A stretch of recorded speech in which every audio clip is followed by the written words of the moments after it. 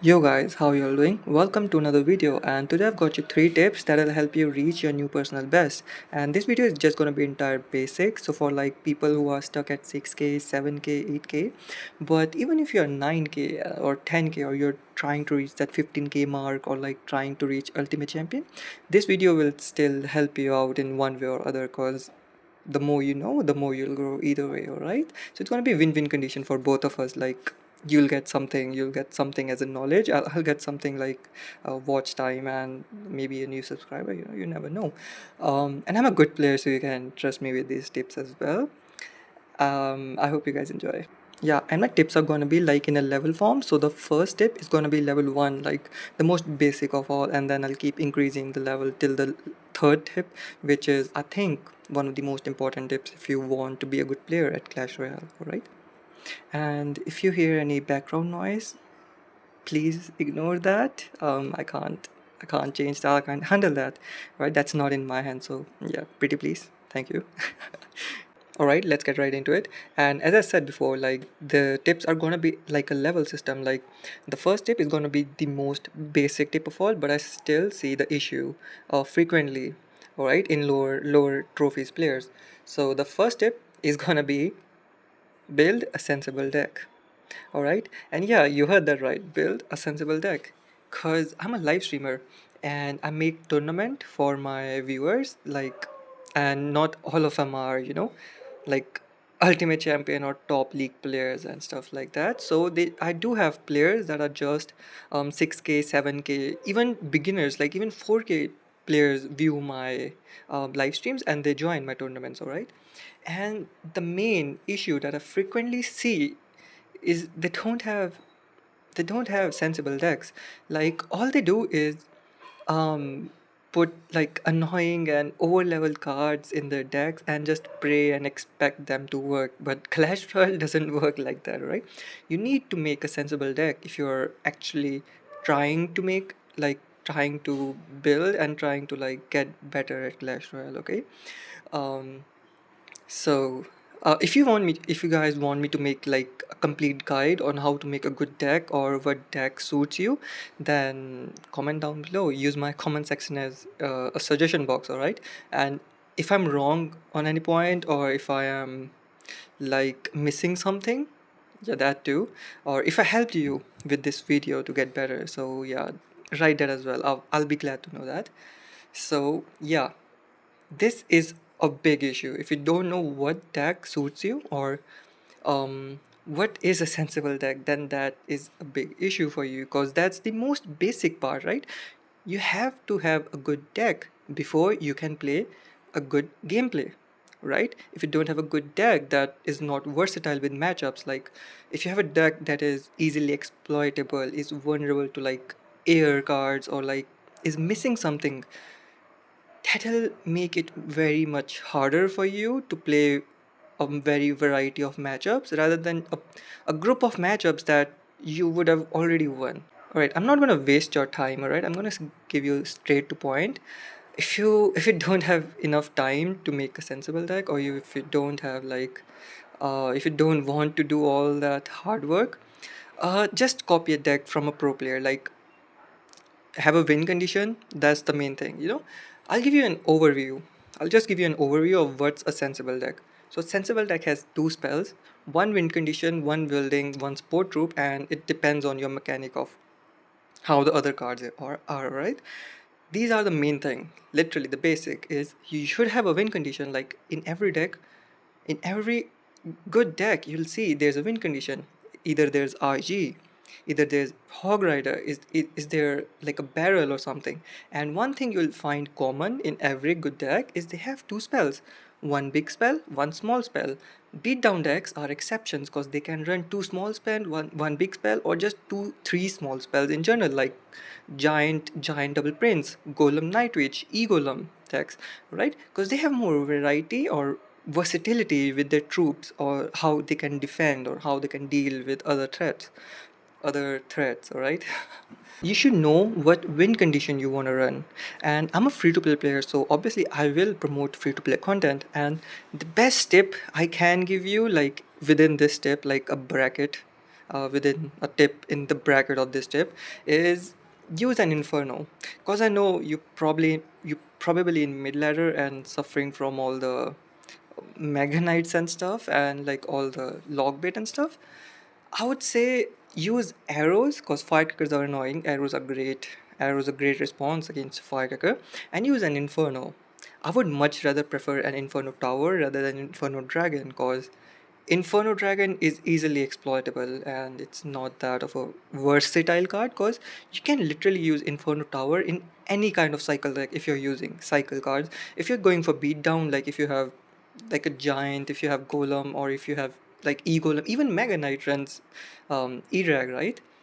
So you can run e-drag if you're a beatdown type player. If you are a cycle, if you actually want to get good at this game, run an inferno tower. That'll be much more better because you can deal with all his win condition. You can deal with the RG, you can deal with hog riders, battle rams, the mega knights, the P.E.K.K.A.s, and you get a lot of versatility with inferno tower in your deck. And have two small spells at least.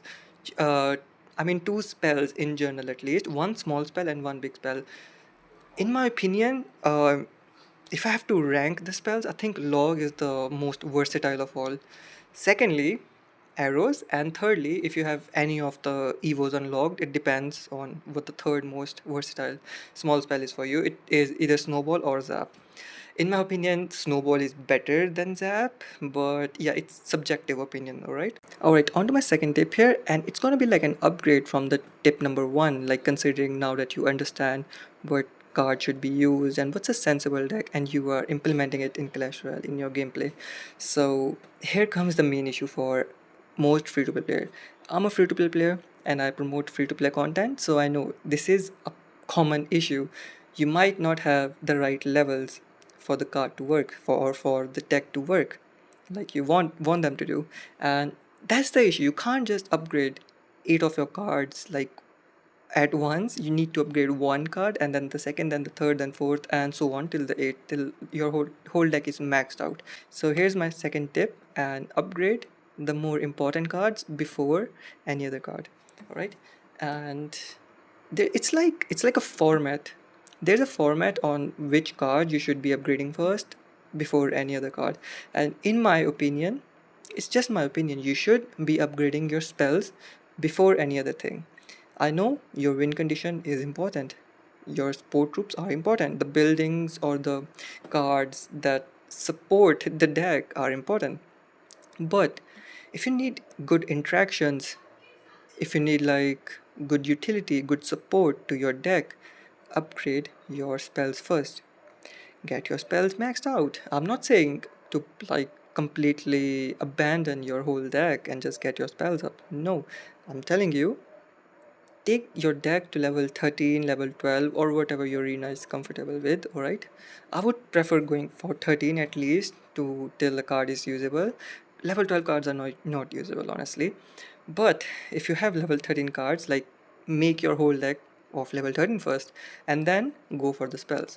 Like imagine if a witch or a wizard is coming towards you from the back, you know he's gonna put his tank like a mega knight, a giant maybe, or whatever tank he's got in front of the sport troop.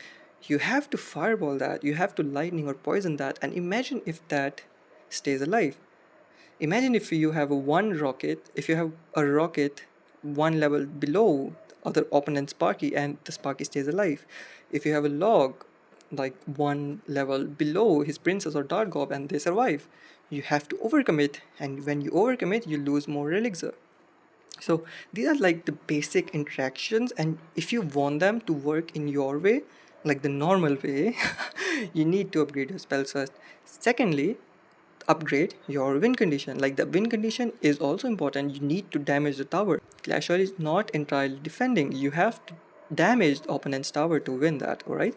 So win condition is important. Beat Goblin Rail, beat your Hawk, beat your Battle Ram, beat your Ram Rider, whatever. Balloon even. Alright.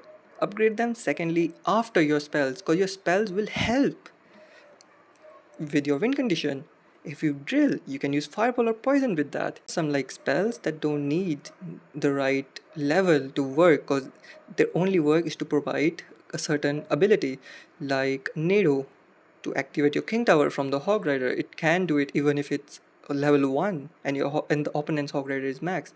Freeze, rage and stuff like that works well, but the spells like arrow, zap, snowball, even delivery and stuff, they need right amount of level to be usable. Okay. And secondly, upgrade your win condition. Thirdly, upgrade the support troop, be it musketeer, be it wizard, be it anything support troop, alright? Even a mini tank, if you have a knight, if you have like ice column, if you're playing a cycle deck and stuff like that, upgrade them. And then for the last thing you should be upgrading is your building. And in my opinion, every deck should have at least one building. Help you on defense, but it also helps in distracting opponent's win condition from his sport troop. Like, imagine if a golem knight with push is coming on. You can just cannon in the mid. Your golem will go for the cannon because it is a tower damaging troop, right? It goes straight to a building. But the sport troop, be it night witch, be it a witch, will not go there. You can just place your musky or your high damaging card on the left side, on the right side, I mean away from the cannon, and it can directly kill the witch or kill its sport. Alright, it can work in many ways. Even if you're playing a beatdown deck, bro, even if you're playing golem night witch, even if you're playing giant, you can always use a building. Be it tombstone, be it like a goblin cage, even if goblin hut, it's always useful to have a building. Alright, on to the last step. Alright, on to my last tip here, and this is not gonna be actually basic, and this is not even gonna be a tip. It's actually a trick that'll make it easier for you to deal with different type of decks, mostly cycle decks with one wind condition and all the other utility cards. So let's imagine a scenario. Imagine a scenario your opponent is playing 2.6, alright? So imagine if he plays his Hog Rider as his first card. So what I'm gonna do in my head, I'm gonna make a format. I'm gonna make those eight places the format of a deck, and I'm gonna place the Hog Rider in the bottom right side. Then he plays let's imagine a spirit. Hog Rider shifts to the left, Ice Spirit on the bottom right. Then he plays a skeleton. Hog Rider again shift to the left, Skelly is on the third place, skeletons on the bottom right. Then he plays a musketeer, and you know what goes on. And then he plays another card, be it Ice Golem. So now the Hog Rider goes up goes up. That means that card is in his hand, and you can even like make sure that he uses 8 cards and what 8 cards he have, so it'll give you an advantage. You know what cards he have in his hand right now and what card is he gonna have after he places a card. This is a slight change, but it will help you a lot because it is going to be in his hand. So you save the cards like a nado or a building for that particular win condition. All right.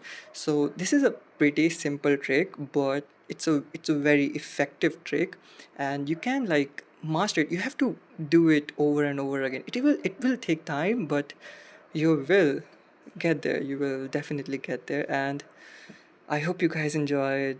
I'll see you in the next one. And yeah, there's one thing at last I want to say is that use my comment section as your suggestion box. Like, I feel very, very happy when I'm interacting with my viewers and stuff like that, alright?